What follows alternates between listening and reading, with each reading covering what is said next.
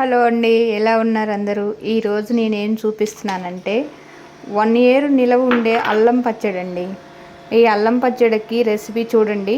నేను అన్నీ ఇలాగా కొలతలు పెడుతున్నాను. 100 గ్రామ్స్ అల్లం అండి, 100 గ్రామ్స్ అల్లం, 100 గ్రామ్స్ నేను ఏ కప్పుతోనో అల్లం తీసుకున్నానో అదే కప్పుతోటి చింతపండు అండి, 100 గ్రామ్స్ చింతపండు. చూడండి, కొలతలు పక్కా ఉంటాయి. పక్కా ఉంటేనే మనకి పచ్చడి కూడా నిలవ ఉంటుందండి. నెక్స్ట్ బెల్లం అండి. మనం అవన్నీ ఏ కప్తో తీసుకున్నామో ఇది కూడా అదే కప్తో తీసుకుంటున్నాను. బెల్లం కూడా మనకి ఏంటంటే అది 100 గ్రామ్స్ తీసుకుంటే ఇది 150 గ్రామ్స్ తీసుకోవాలండి. 150 గ్రామ్స్ బెల్లం పట్టిద్ది కంపల్సరీ. ఇంకా స్వీట్ ఎక్కువ తినాలి అనుకున్నోళ్ళు, బెల్లం కావాలి అనుకున్నోళ్ళు 200 గ్రామ్స్ వేసుకోవచ్చండి. ఇవన్నీ చూడండి, కొలతలు పక్కా కొలతలతో పెట్టాను. ఇలాగ కొలతలతో ఉంటే మనకు 1 ఇయర్ నిలవ ఉంటుందండి పచ్చడి. ఇవన్నీ ఏం చేయాలంటే ఒక్కసారి ఒక 1 అవర్ ఎండలో పెట్టుకోవాలండి. ఎందుకంటే ఏమన్నా వాటరు, అల్లంలో వాటర్ కానీ చింతపండులో ఏదన్నా చెమ్ము ఉన్నా కానీ అదంతా ఆరిపోతుంది. నెక్స్ట్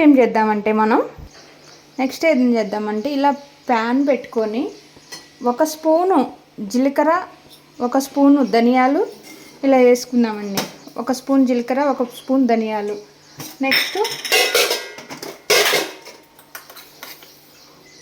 1 స్పూను ఆవాలు,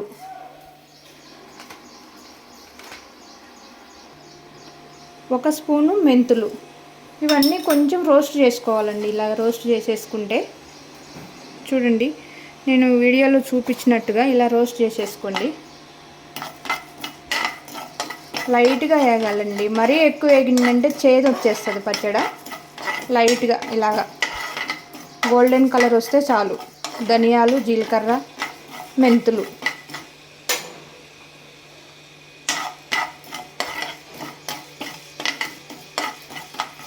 ఇలా చాలండి. ఎక్కువ వేయగానే బాగోదు మళ్ళీ. అనుకోండి, ఇప్పుడు స్టవ్ ఆపేసుకొని నెక్స్ట్ ప్రాసెస్ ఏంటంటే మనము ఈ చింతపండు ఉంది కదా, మనం ఇందాక కొలతలు వేసుకున్న చింతపండు ఉంది కదా, అది ఇలాగ వాటర్ బాయిల్డ్ కావాలి. కొంచెం బాయిల్డ్ అయ్యేటప్పుడు ఇలా వేసేసేయాలండి.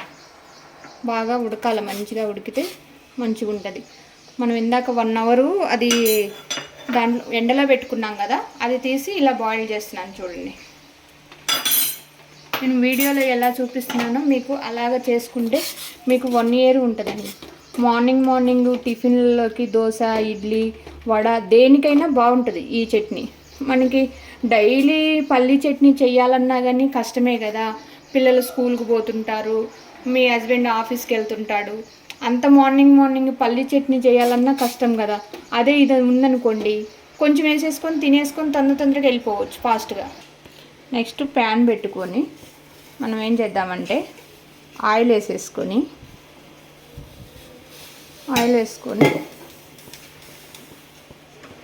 ఆ తర్వాత చూడండి, మనము ఇందాక ఎండలో పెట్టుకున్నాం కదండి ఆ అల్లం ముక్కలండి. ఇవి అల్లం ముక్కలు ఇలాగా మనం కొంచెం బాగా రోస్ట్ చేసుకోవాలి. ఆ వాటర్ అన్నదంతా, అల్లంలో ఉన్న వాటర్ అంతా వెళ్ళిపోవాలి.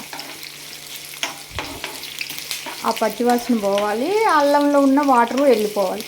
కొంచెం బాగా ఇట్లా రోస్ట్గా చేసుకోవాలి. ఆయిల్ ఎక్కువ, ఈ ఆయిల్ అలాగే ఉన్నా ఏం కాదండి. నెక్స్ట్ మనము ఏం చేస్తామంటే దీనికి తాలింపు వేస్తాం కదా అల్లం పచ్చడికి, ఆ ఆయిల్ దీంట్లోనే వేసేసేయచ్చు. అలా చూడండి,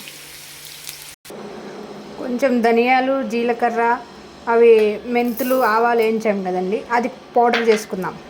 మెత్తగా పౌడర్ ఇట్లా పౌడర్ అయింది కదండి. పౌడర్ అయినాక మనం వేయించి పెట్టుకున్న అల్లం ముక్కలు, అలాగే కొన్ని మనం ఎల్లిపాయలు పెట్టాం కదా, ఎల్లుల్లిపాయలు, ఇవి 2 పేస్ట్ చేసుకోవాలి. ఇప్పుడు మళ్ళీ పేస్ట్ చేసుకున్నాక అది పేస్ట్ అయింది కదండి.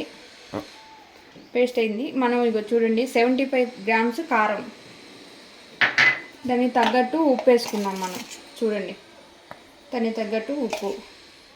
ఈ 2 పేస్ట్ చేసుకునేదాకా ఇప్పుడు ఇదే గిన్నెల్లో మనం బెల్లం తీసుకున్నాం కదా, ఆ బెల్లం కూడా వేసుకొని అన్నీ ఒకసారి ఫైన్ పౌడర్ చేసుకున్నాం. ముందు ఉడికించి పెట్టుకున్నాం కదా చింతపండు, ఆ చింతపండు కూడా మొత్తం అన్నీ వేసుకొని పౌడర్ మళ్ళీ పేస్ట్ చేసుకున్నాం. పేస్ట్ చేసుకున్నాక మనం తాలింపుకి రెడీ చేసుకుంటున్నాం. చూడండి, కొంచెం ఆయిల్ వేయాలి. ఆయిల్ వేసి జీలకర్ర, ఆవాలు, ఎండుమిరపకాయలు,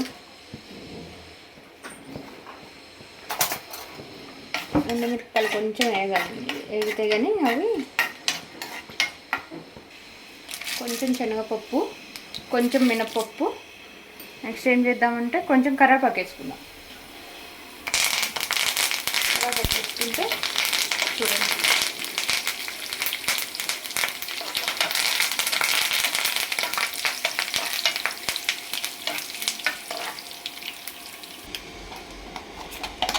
చూడండి మనం మిక్సీ చేసుకుని పెట్టుకున్న చట్నీ రెడీ. అల్లం పచ్చడి ఇలా పోపు వేసుకుంటే 1 year వరకు టేస్టీగా ఉంటుంది. పక్కా కొలతలతో చేయాలి. నేను చూపించినట్టు పక్కా కొలతలతో చేస్తే చాలా బాగుంటుంది. ఓకే అండి.